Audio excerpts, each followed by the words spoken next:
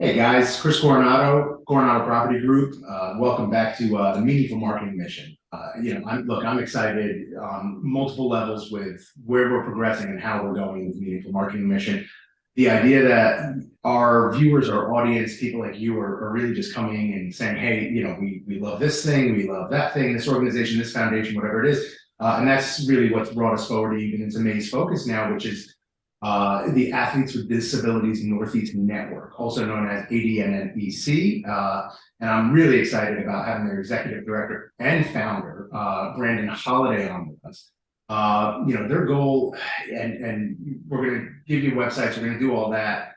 It's pretty amazing. Their goal is to promote a better quality of life for those with physical disabilities. They're providing mentoring and outreach for people who have gone through traumatic events. We talk about this a lot with everything we do.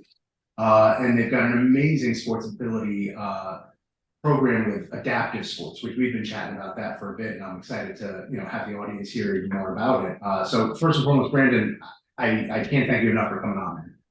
Thank you for having me. I really appreciate spending this time and being able to share our mission. Yeah, and it's really cool. It really is. So I'm from the audience perspective, I'd love to have them understand, as we've chatted a couple of times now, I'd love to have them understand a little bit more about your story, how this kind of came about, and where you pivoted and said, hey, we need the Athletes with Disabilities Network. Sure. In 2006, I ended up in the hospital, and it had been a long time coming. I was injured in line of duty. And then finally, the result of some clots in my legs, which I'd been getting for years after injury, I had my leg amputated. And I was looking for an outlet to be able to feel normal again, and part of that was you lose a limb, you lose something physical. As a man, we think I'm less of a man because I lost my limb, or I lost my sight, or I lost my, ability to walk. And I couldn't really find any group in my area in Philadelphia, New Jersey, that area where there was something going on a regular basis where I could find somebody to mentor me and be able to start feeling like myself again. So I really searched and ended up actually moving to Texas, where I helped out with the adaptive sports programs there at Center for the Intrepid, which is out of Houston, rehabilitating veterans there through a kayak program. And I had the fortunate ability to meet a bunch of people within the Paralympic sports and basically learned a lot of the different sports and took that information home and created Athletes with Disabilities here. And, we were called Athletes Disabilities Network because of an event I did attend, which was in Florida, that had amputees and people with visual impairments, athletes like Amy Purdy, who everybody's seen on Dancing with the Stars. Sure. She was one of the founders of that. And I said, we're taking all this and we're bringing it home. Okay. And we're going to do this, and we're going to start having, active things here. And we're going to start a mentoring program with that, because I felt so alone here and I was reinventing the wheel because I didn't have someone I could pick up the phone or see, where once a year traveling to Florida or Texas wasn't enough to attend this event, which was great. Yeah. Let's do it here and create our own community. And that's really how we got started. Our first event here had 7 participants for kayaking. Okay. And then within 3 years, we had 150 participants and 9 Paralympic sports. Wow. Okay. That's a journey. We were talking because I want to touch on the adaptive sports and what that looks like too. It seems like and you said it best earlier, it seems like there's small modifications and you've got an adaptive sport, right? Yes. Yeah. Adaptive, what does that mean? It means we're making an adjustment to something, which could be simple or could be complex, to be able to achieve whatever our objective is. So for me, like, I do sprint triathlons and cycle. I just needed a minor adjustment to my clip-in foot for my prosthetic leg, and I'm off and away on a standard bike riding. So it was just practicing unhooking. Someone that plays tennis may be in a wheelchair, but it's hard for them to grip a racket. And maybe as simple as adding an ace wrap, to what they do. We have archers that shoot using a strap where they pull back the bow with their teeth and one hand because they only have function of one arm. So, and all it is cutting a piece of nylon and attaching it to the bowstring and teaching them how to do it. And then that person who wasn't active or able to think they could do something now can, and it changes your mindset, not just physically, but mentally. You've just helped somebody become more positive, become more confident. And that's hard for a lot of us, as big strapping dudes with tattoos all over the place that have seen a bunch of stuff. We don't like sitting with our emotions, but it's one of the most rewarding things we could ever do. And to kind of go back and a little off script, to be honest, that the idea that you didn't have a village, or mentor or anything, within this area, you've taken on this kind of mentorship role. Do you still have people like that you've surrounded yourself with here locally that don't necessarily, obviously you got a lot of people that I have no doubt, like even myself, that look up to you and say that's a Superman. With that said, have you found it within that creating that network that now you have people that you're like, hey, I'm following that guy's path. Like, has that gone away for you? Yes. I've learned to tell people that all we have to do is ask and reach our hand out and there's somebody there. I love that. That's true. No, dude. I agree. And look, that's something that men, unfortunately, and look, I do this on a couple other different things that we're working on. Asking for help is probably one of the hardest things that we have within us to almost never do, right? The moment, and that's a huge fear of mine, is being helpless. And there's things that I can't necessarily control, and there's things that I can't necessarily look at and say, hey, I could fix this, because we are, as men, fixers, right? Right. It's in our DNA. But it's that second that you do ask for help that the doors just open up. And it gets me emotional because it's my physical part got me back to my competitive edge. It's the mental part. Yeah, that's the hardest. Yeah. And it gets easier, but you can see I'm 17 years in and it's still an emotional button. If I'm not helping my community, then I'm failing my community. So to me, there's a responsibility and there's people that want to answer the call. And that's what we did. We went from me being a peer mentor for new amputees to having a network and being able to handle things, not just in one state, but in multiple states. And then having other organizations that join on. And it's all started with one sport here, and I couldn't be more blessed. And if people say, oh, if you could have your leg back, would you? Well, that wouldn't make me me. Right. It's my challenges that made me who I am, and my beliefs and the people around me that I've just been fortunate to have a ton of amazing people in my corner. Awesome. And look, the village grows and it grows, and you've become even a stronger, better man than you may have even been before. And that obviously was a very high standard at that point. So you really just keep pushing that up, which I'm excited to hear about. Speaking about some of the sports and stuff, I understand that you've got some pretty amazing ties to the Paralympics at this point. Yeah, I never thought that I would have the opportunity to compete at that level. I was a Division I athlete and I loved it. I love sports. While I was in Texas, I fell in love with kayaking, and that became a Paralympic sport. And with my injuries and my health conditions, athletics was a way for me to literally get back to a point where I never thought I would be. I had 10 heart attacks, clots in my lungs, surgeries to my legs. I never thought I would have the opportunity to represent the U.S. as a sprint kayaking athlete. And because of sport and because of the support structure that I had, not just the athletics, I was able to achieve, just that and represent the U.S. and go overseas. And I mean, there's nothing. It's like wearing a uniform again. You miss it, and then now, you're doing it in a different way, and it's just as rewarding. And and it's still weird. It's thinking about competitions. I'm like, I have 9 national titles. I don't. It's just weird to think about, and that I've competed against top Olympians that have won medals just as against a para athlete, and I've done well. I never thought it would happen. I just it's surreal, and I still don't believe it, even though it's been done.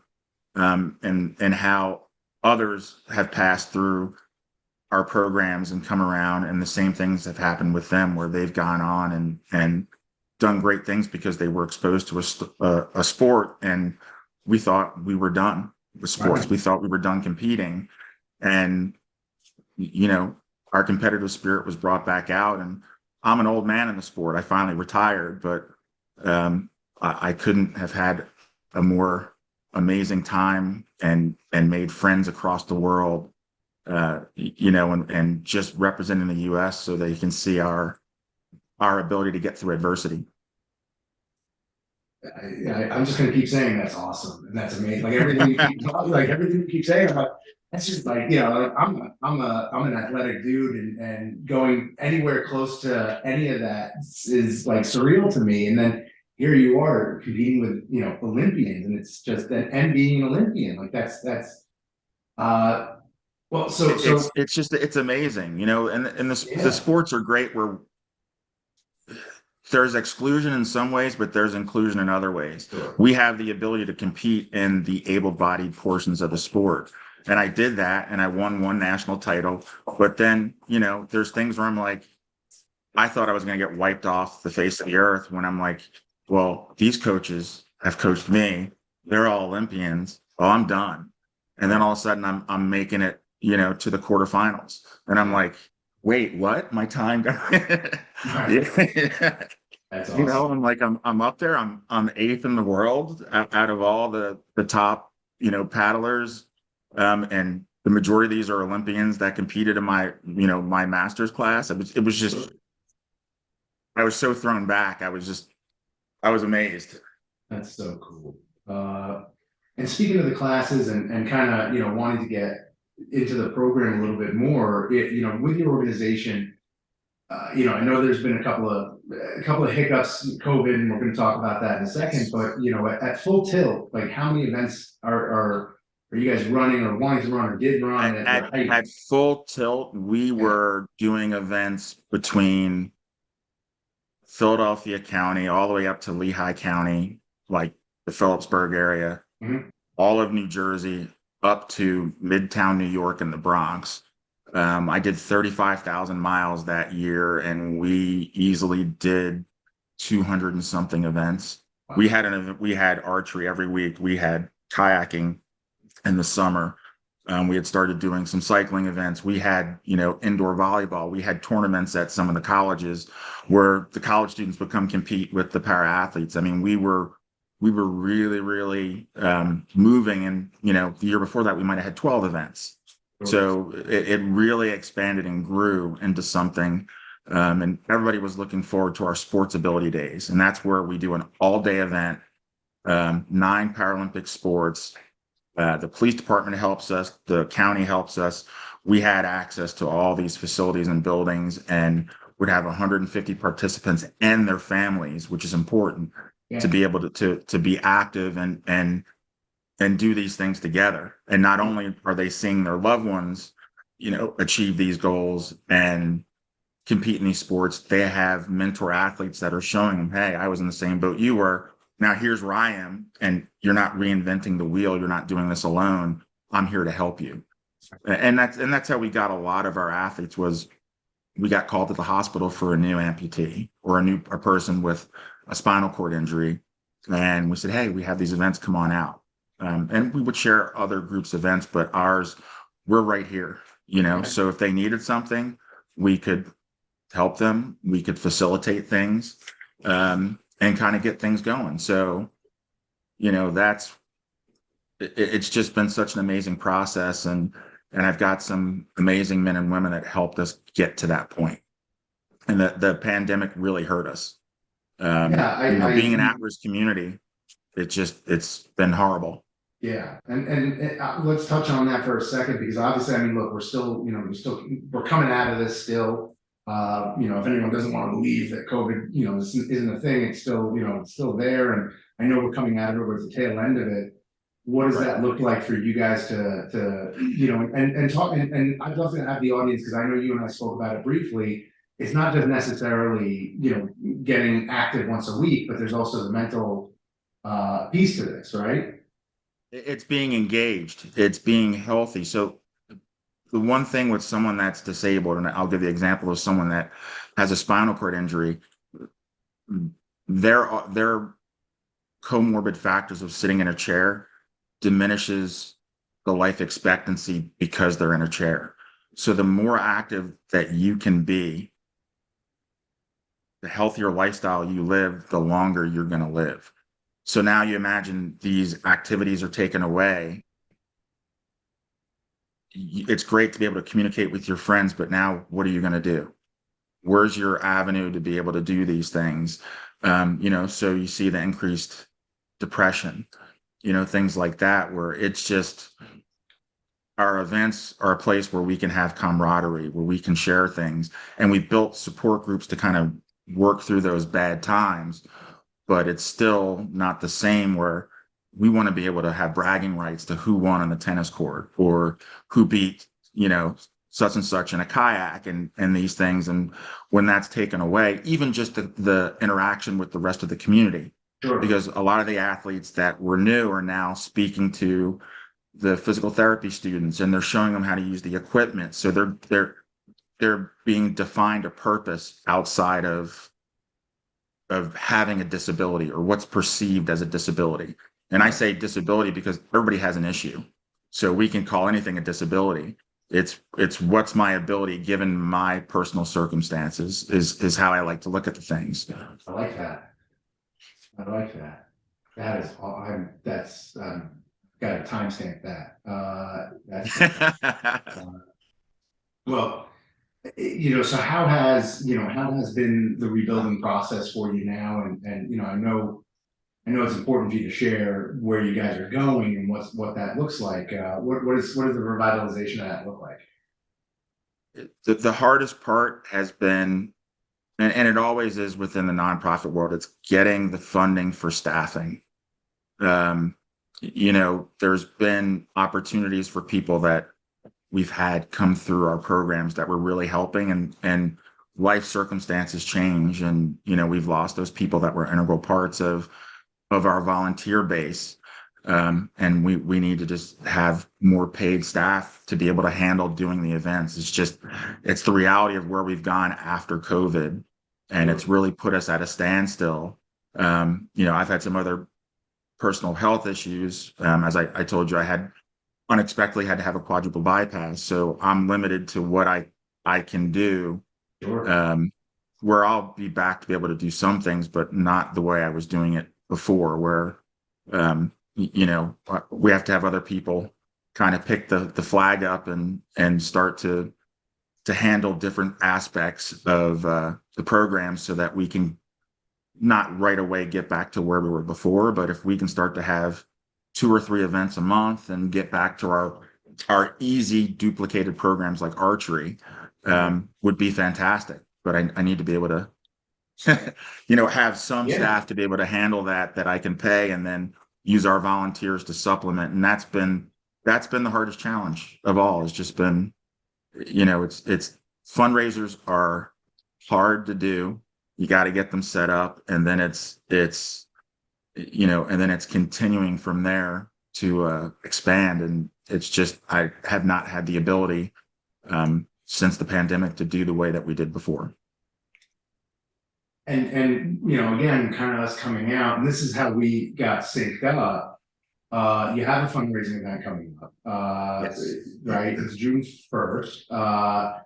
I'm excited about it. And this is, Solomon Rosenthal, which great dude. I know he's working in conjunction with NASA, which is a driving organization, and this is going to be at and Shelby. Yep. Yeah, and Shelby. I'm so excited about Shelby. I got introduced to Solomon through one of our mentees. Okay. Um, Air Force veteran, Sean, wheelchair basketball player, Okay. helped do kids programs with me and educate some of the kids at the schools. And he thought of us when he had spoken to Solomon. And Solomon's like, "Hey, we're doing a fundraiser. Who could we donate to?" He goes, "I got the perfect organization." Got it. So that just goes back to show we made an impact. We're not, Yeah. in the back of someone's mind going, "Oh yeah, maybe them." Yeah. Um, so I was kind of honored when he's like, "Hey, I've got this opportunity." All And right. then when he said race cars, Yeah. I'm Uh, like, I'm in. and look, so dog tags and green flags, veteran fundraiser. I know motorsportreg.com is a place, but we'll get to all your links and clicks. And by the way, below the video, guys, is going to be everything. I'm doing a diligent job of making sure we're tagging everything and making it as easy to go there. But this is a phenomenal fundraiser. I'll be participating in. I know I'm sponsoring it with everybody else's kind of low sponsor. I can't keep up with Shelby American, but I'm doing the best I can. It's a track event, right? So it's for and look, I want to kind of sidestep and kind of give you a little 2 cents. There's a gentleman out there. I just saw this past weekend at another track event, Just Hands. And have you heard of this? I know what you're talking about. I haven't gotten the full details, but yeah. I hope they show up to this event, which I'm assuming they will because it's just like so perfectly. But unfortunately, the guy is paralyzed and he can only use his hands and this carved with the programming and just crazy. And I'm on track with him, and I'm like, oh wait, oh this is wow. And it was just and again there is some of this adaptive stuff that you're talking about, which is just incredible. Yes. So Thursday, June 1st, 2023, dog tags and green flags, which is perfect for us ending our May month into June 1st event. So we're really excited. I'm going to be there taking video, pictures, whatever. And of course, driving my car. And as long as you're getting in as a passenger into my car, if your heart can take it, I'll get you in the car. Uh, beyond that, and I know, look, I get money is a big thing for most of these organizations that we're talking to. What else, if people are watching this, what else beyond money? I know not everyone's in a position to throw money at something, but they might be having something else in their arsenal. What would you guys look for or need to kind of amp up stuff and what open the doors? There's a lot of simple things. An example would be tennis rackets. We could always use tennis rackets because it would be great to be able to give out tennis rackets to some of our participants who choose to really pursue this. Um, Tennis balls, there's volleyballs, there's small things that add up and make a difference. Like you said, oh, I'm not this sponsor, but every little bit gets us to Yeah. that goal. And it's the same thing with the equipment. There's so many simple things that people can donate. A standard bike, things like that, things that people are like, oh, no one's going to use this. Well, if the bike is in fairly decent condition, we can rehab them. We've got a great bike shop that has helped us out to repurpose some of the bikes. We have, you know, small pieces of medical equipment we need, like ACE wraps, just to be able to tie someone's hand. That's a couple of bucks, but people have stuff sitting still on the wrappers at their home, and they're like, oh, I'll give this to ADNNEC now. I know they can use it. Right. So it's little things like that that do go a long way, where we can provide that equipment now to somebody and say, hey, take this home. Now this is yours. And, be able to start to have some independence where it's not just events with us. Now you're going out with your friends, and now you have some of the tools that you need because you didn't have a tennis racket or you didn't have the ACE wrap, and now you're educating your community on your ability, and that leads to other things like sports programs at schools. Yeah.